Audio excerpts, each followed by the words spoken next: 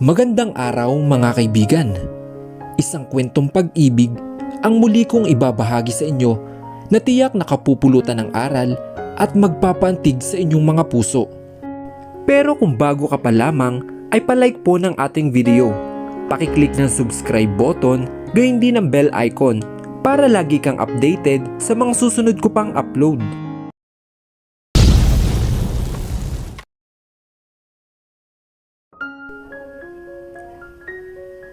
May meeting ka kay Sir Leo mamayang 9 AM para sa deal na pag-uusapan nyo.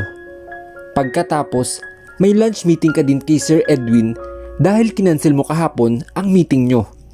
Kailangan nyo ding umattend sa opening ng butik ni Ma'am Clarice mamayang 3 PM dahil malilintikan daw kayo sa kanya kapag hindi kayo pumunta. Mahabang paliwanag ng sekretary ni Nathan na si Elaine habang nasa loob sila ng elevator.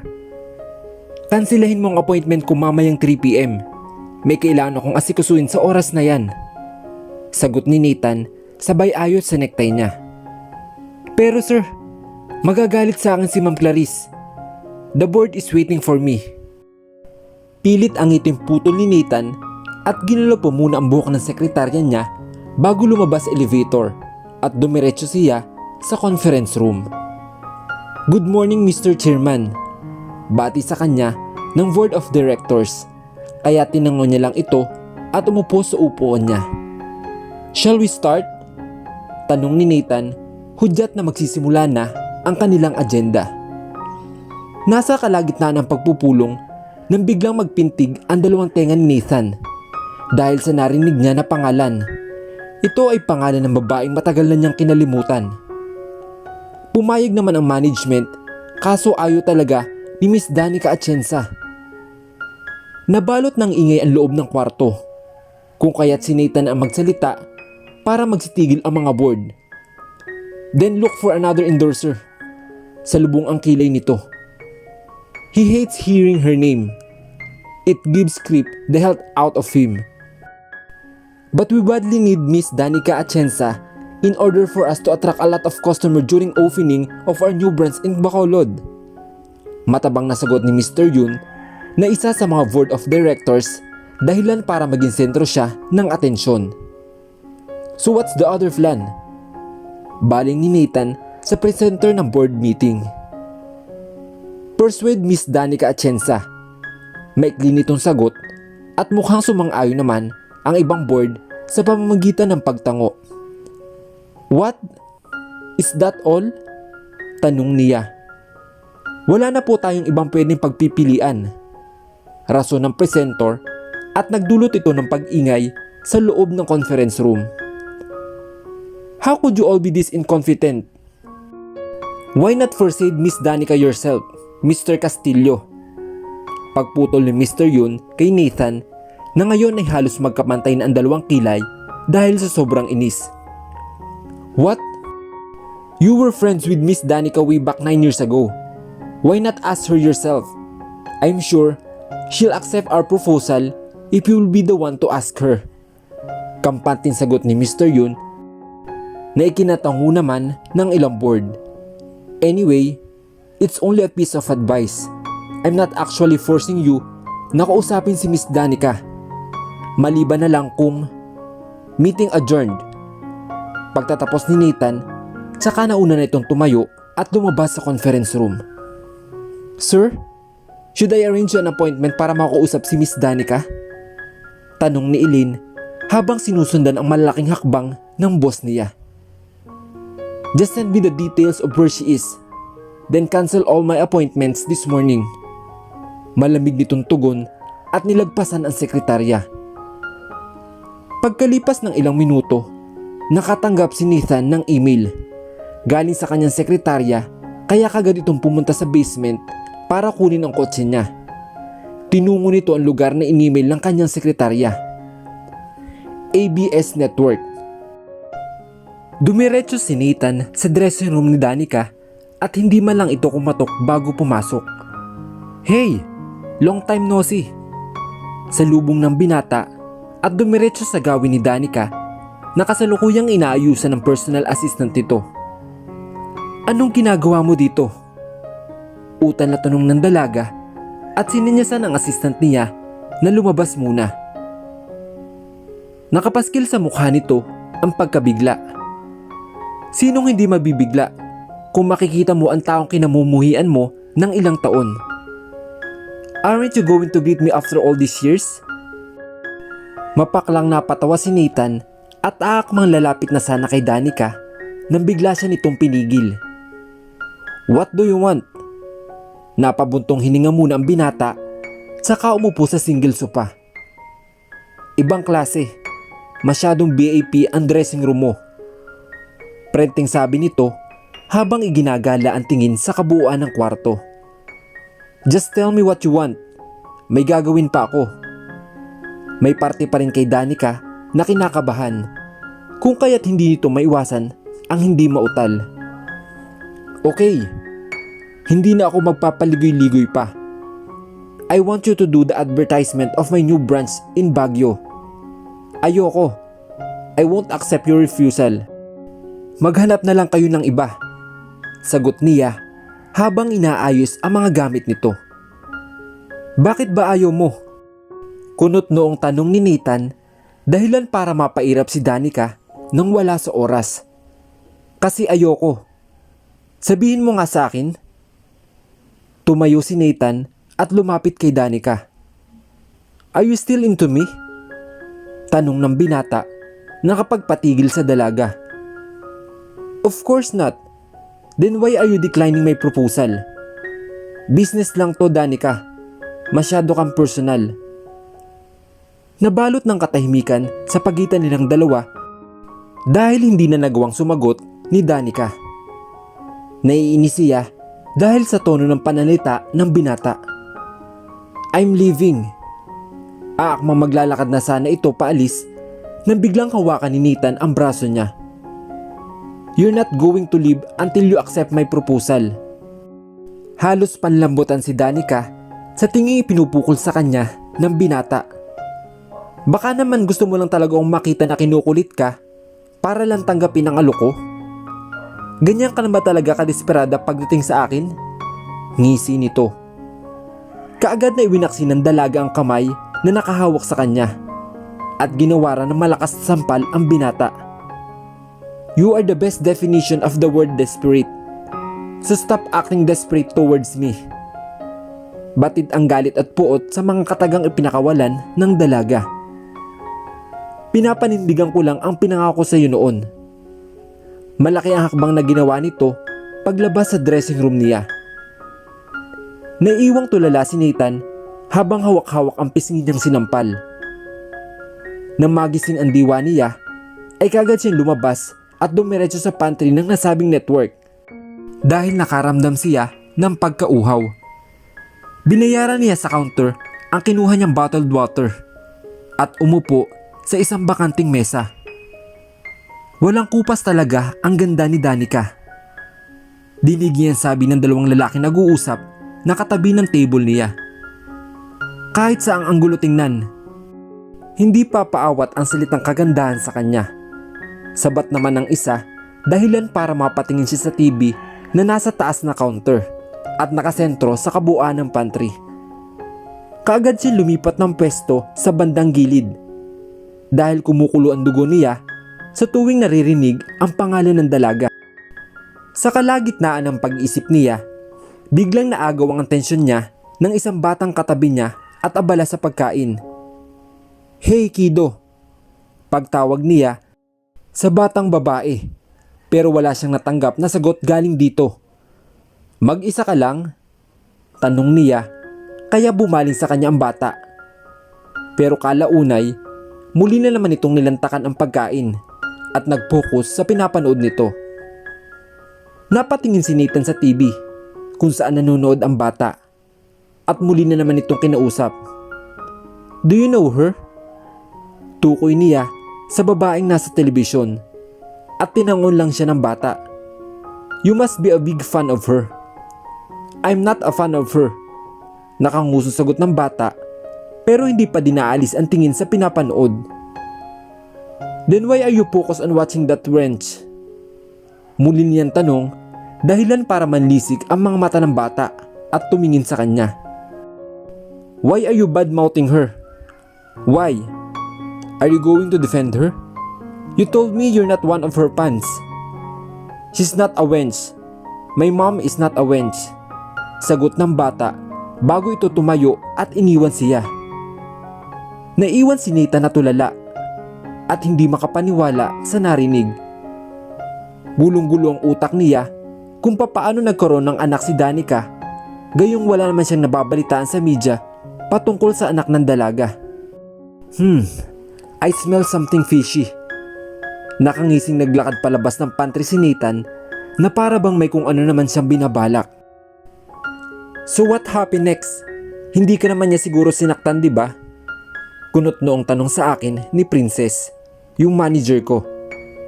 Ngayong umaga lang nabalitaan ang nangyari sa akin kahapon sa dressing room. Wala naman talaga sa plano ko ang ipaalam sa kanya ang nangyari. Dahil alam kong mag-aalala lang siya at yun ang ayaw kong mangyari. Kinuha ko ang tasa at ininom ang tinimpla niyang kape bago siya sinagot. Anong gagawin ko? Paano kung bigla niyang malaman yung tungkol sa anak namin? Kinakabahan kong tanong. Alam ni Princess ang tungkol sa nakaraan namin ni Nathan. Kaya as much as possible, hindi siya pumapayag na magkaroon ako ng project na may connection sa lalaking iyon. Antang mo din eh. Asik niya sa akin pero ninginusuan ko lang siya. Dapat alam mo na naabot talaga tayo sa sitwasyon na to. Naalala mo nung nagkambak ka sa showbiz? Sinabi ko na sa'yo na hindi malabong magtagpo ang landas nyo ng demonyong iyon. Kilala siyang negosyante dito sa Pilipinas at isa ka sa mga pinakasikat ngayon sa industriya. Did you get my point? Piling ko sinisimulan niya ako. Pabagsak akong umupo sa sopa at sumandal. Pero paano si Rachel? Hindi naman niya sigurado malalaman ang tungkol sa bata, di ba? Hirit ko, pero inarapan lang ako ng loka. Siyempre hindi niya malalaman hanggat hindi mo sinasabi. Kaya nga natin sinikreto sa media para hindi niya malaman, di ba? Kung may award lang siguro sa matari na manager, paniguradong si Princess kaagad ang best of the best. Magayos ka na dahil may lakad tayo ngayon. Napabaling ako sa kanya at kunot noong tinanong siya. Saan naman yan? Gusto kang makausap ni Direk Cathy para sa new project mo. New project? Last week lang natapos ang shooting ko para sa previous project ko ah. Anyway, bahala na. Hey ladies! Napatingin ako sa doorway nang pumasok si Jake kasama ang anak ko. Ang aga-aga, chismis kaagad ang inatupag nyo. Naiiling na po na ni Jake pero hindi ko na lang siya pinansin at pinuntahan ko si Rachel. Good morning my future. Nakita ko nga akmang yayakap na sana si Rachel kay Jake pero kaagad na hinarang siya nito sa pamamagitan ng paghawak sa ulo niya. Matangkad kasi ang loko. Tapos tong si Rachel naman, ewan ko na lang. Haha. Have you eaten your breakfast? Tanong ko sa anak ko. Sabay upo para makapantay ang tangkad namin. At inayos ko na din ang uniforme niya. Si Jake ang tagahatid sundo niya sa school. Kaya kampante akong walang masamang nangyayari sa kanya. I have secret to tell you mom. Sabi ni Rachel at tumingin sa gawin ni Jake na kasalukuyan nakipag-asaran kay Princess. What is it baby? Tanong ko. Kaagad siyang lumapit sa tenga ko at bumulong. Daddy Jake nearly burned our kitchen this morning. He's not really good at cooking, mom. Gusto kong matawa sa sinabi niya, pero mas pinili ko na lang ang hindi matawa. Alam ko naman na hindi marunong magluto ang lokong yon. Kaya nga madalas ako magpa-deliver sa bahay sa tuwing dito ako natutulog sa kondo. Your daddy Jake were only practicing his cooking skills just to impress your mommy Princess. Pagbigyan mo na lang si daddy mo ha. Malumanay kong paliwanag sa kanya, kaya tinangon niya lang ako at yumakap sa akin. Sina Princess at Jake ang tumatayong mga magulang niya, lalo na kapag nasa public kami. Kasi nasa murang edad pa lang si Rachel, naiintindihan niyang hindi pwedeng ipagkalat na ako ang totoo niyang ina sa mga taong nakakilala niya. Ayoko kasi na pumasok siya sa magulong mundo na meron ako. I still have another confession to make, Mom. Sabi niya at napahiwalay sa akin ng yakap. Promise me first not to get mad after. Malambing niyang sabi, saka pilit ng umiti. Tumango na lang ako kahit medyo kaduda-duda ang sasabihin niya. Kahapon po kasi, medyo nag-aalangan pa siya. Bakit? May nangyari ba sa'yo kahapon? Tanong ko, sabay hawak sa magkabil niyang balikat. While I'm waiting for you sa pantry ng working place mo, I met a guy and he insults your mommy. That's why I can't help myself but to defend you. And that's the reason why I accidentally told him that you're my mom. Paliwanag niya at yumuko pagkatapos. Anong sinabi niya pagkatapos? I already walked out bago pa siya makasagot. Niyakap ko na lang si Rachel at hinaplos ang likuran niya. It's okay, baby. Mommy is not mad. Malimanay kong sabi at muli siyang iniharap sa akin. Tell your daddy, Jake, na magpapatid ka na sa school. Ipapasundo na lang kita during your lunch break at sasabay ka kay mommy na kumain. Okay ba yon? Ninitian ko siya kaya ang kanina nakasubangot niyang mukha ay napalitan ng ngiti. Ganyan dapat, baby. Dapat smile ka lang para kasing ganda mo si mommy. Tapos na ba kayo mag-usap? Sulpot ni Jake. Kaya kaagad akong tumayo at binatukan siya. Anak ng... What was that for? Angal niya. Kaya pinanlakihan ko siya ng mata. May plano ka talagang sunugin ang bahay ko, ano? Halatang nagulat siya sa sinabi ko. Pero mabilis niyang lumapit kay Rachel at hinila ito palabas sa unit ko. Malilate na pala tong anak mo. Mauuna na kami. Bye. Sagot niya at wala pang isang segundo na nawala sa paningin ko. Bye, mommy. Dinig ko pang sigaw ng anak ko kaya napaiding na lang ako. Sasabay na ako sa asawa ko at magkita na lang tayo mamaya sa studio para makapag-usap kayo ni Derek, okay? Sumunod na umalis si Princess para sundan ang asawa niya kuno. Hays, niligpit ko na lang ang mga tasa sa table na nandito sa living area saka dumiretso sa kusina. Hinugasan ko ang mga ito at muling bumalik sa living area. Saktong biglang tumunog ang doorbell. Kaya mabilis akong pumunta sa pinto dahil baka may naiwan si Princess o di kaya si Jake. Pero sigurado akong si Princess to dahil siya lang naman ang burara sa aming tatlo. Siguraduhin mong importante ang... Bahagya ako napahinto na mapagtanto kung sino ang nasa harap ko ngayon. Bakit ka nandito? Tanong ko pero hindi ako sinagot at pumasok na lang sa unit ko nang hindi man lang nagpapaalam sa akin. How's your sleep? Nakapamiwang na tanong niya sa akin habang nakatalikod at ini-inspeksyon na naman ang unit ko. Sabihin mo na ang pakay mo, pero siguraduhin mong walang kinalaman dito ang proposal mo kahapon. Seryoso kong sabi, kaya napabaling siya sa akin at ngumisi. Hindi bagay sa suot niya ang ngisi nakapaskil sa kanyang mukha. What about Rachel? Did she sleep well? Tanong niya sa akin na ikinabigla ko. Bakit kilala niya ang anak ko? Who's Rachel? Is she the one of your girl? Sinubukan kong umakto ng maayos dahil kapag nalaman talaga nitong anak ko si Rachel, paniguradong katapasan ko na. Come on, Danica. Nagpakawala siya ng malidemonyong tawa bago lumapit sa akin. Magiging chelyabus ako kapag pati anak mo ay pinatulan ko. Ngisi niya. Muli na naman ako nakaramdam ng takot at kaba.